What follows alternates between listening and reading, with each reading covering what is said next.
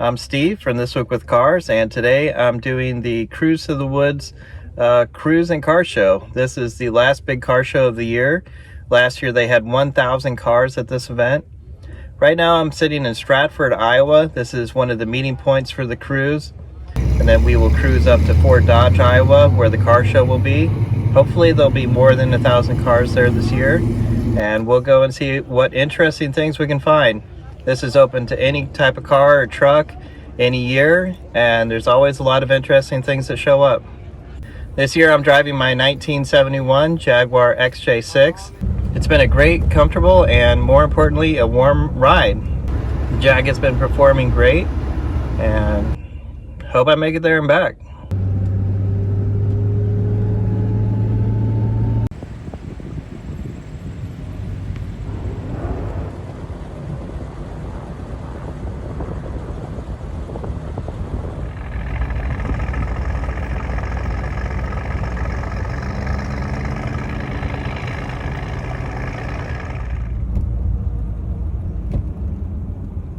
Well, I'm at the show field.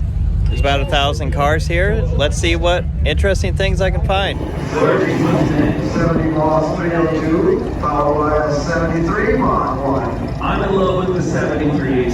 If you get a chance, watch the original Gone in 60 Seconds. They've got a 71 or 72 dressed up as a 73 Mod 1. It's not the right color. They made this cool rust yellow, but you'll have to check out the original Gone in 67. I believe that came out in 73 or 74. Good movie. Mustang Drop Top 71, 72, followed by a 67 GTO. Here's a decent looking 59 Corvette. I recently sold mine. I had a dual quad car. Another kind of rare car, a mid-90s Oldsmobile Cutlass convertible. I love these old race cars. This one is a 57 Chevrolet. I don't know if this is a real car or built up as a replica of one, but I sure like the look on the outside. Obviously, as a race car, it would have a cage and would not have all the stuff on the inside, but these sure do look cool done up as old race cars and rally cars. I really like this car.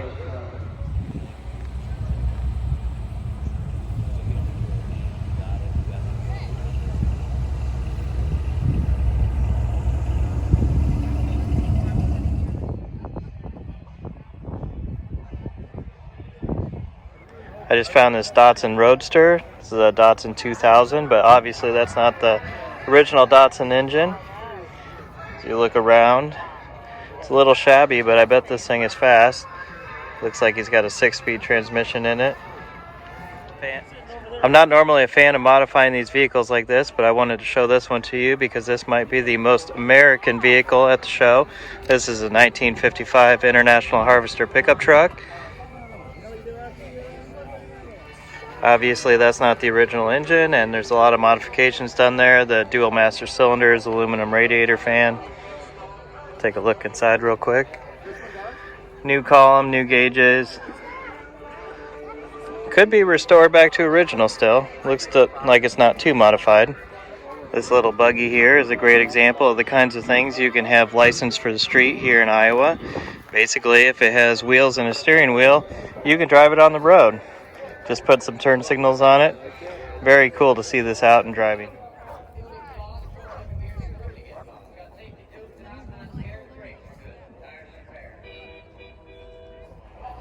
I thought this was kind of neat. This is a very customized 1976 AMC Pacer.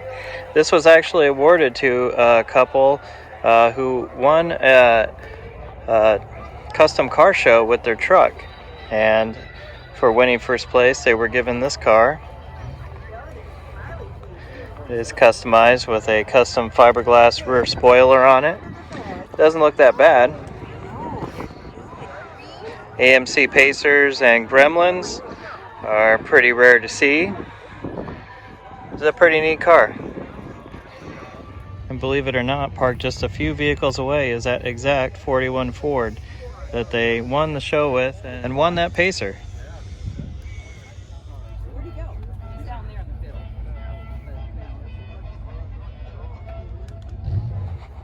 Obviously, this car needs no introduction. This is one of the most iconic American cars that was ever built.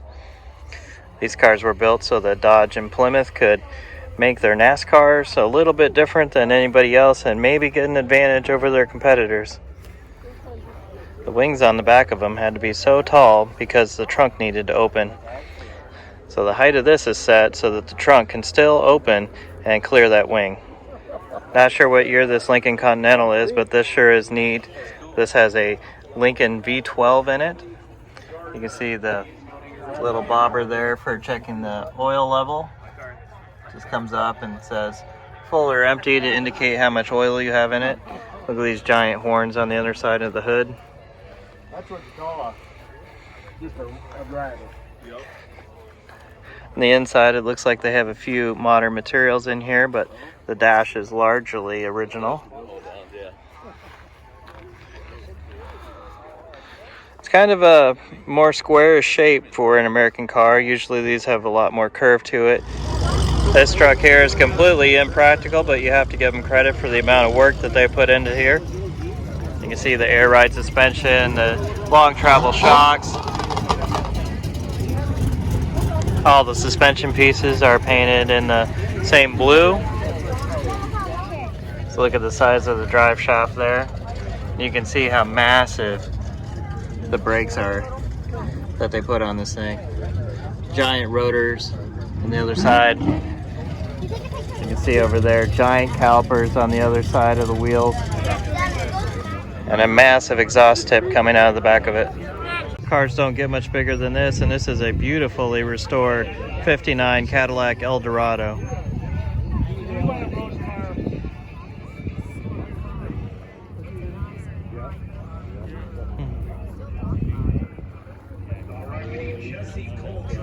I could hop in this car and take a cross-country trip anytime. This would be so comfortable. You'd be able to haul all of your luggage, haul a couple of your friends, and obviously look great in style. Here's a real popular build. This is to take an old wrecker, make a hot rod out of it. Looks like they took some street signs and used that for the turn signals and brake lights. That's a new one. I haven't seen that before. It's a manual wrecker setup there. Side pipe exhaust. Not sure what they're doing with this, if that's just for looks or if that is functional for something. More modern bucket seats inside, but the dashboard is generally all steel as it was before.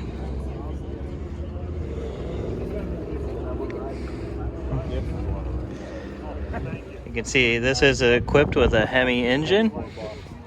Very tall intake manifold there. Has dual quads. An old Ford grille up in front. Not sure what this chassis is. Obviously it's a lot longer than the body was.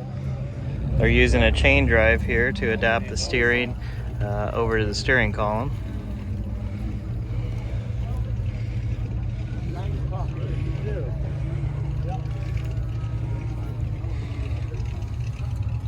So you can see the steering column comes down here, travels along the frame well, and then it uses a chain to come up here to the steering box. Looks like they even have power steering on it. They've made the hole where the carburetors and air cleaners fit out, make it look like it exploded out the top of the hood. There's a great lineup of Volkswagens here, but in particular, I love this off-road Volkswagen Beetle right here. I always thought having one of these would be really cool. It is, of course, still just rear-wheel drive, but with that clearance and those type of tires, this thing should drive through anything. Oh, I see. Can you get the stickers, Andy? Dang it. Maybe next year. Here's another vehicle that you definitely don't see very often. This is a Daihatsu Rocky, a very little 4x4. This is an especially rare vehicle here in the United States. You don't see many Daihatsus running around anywhere.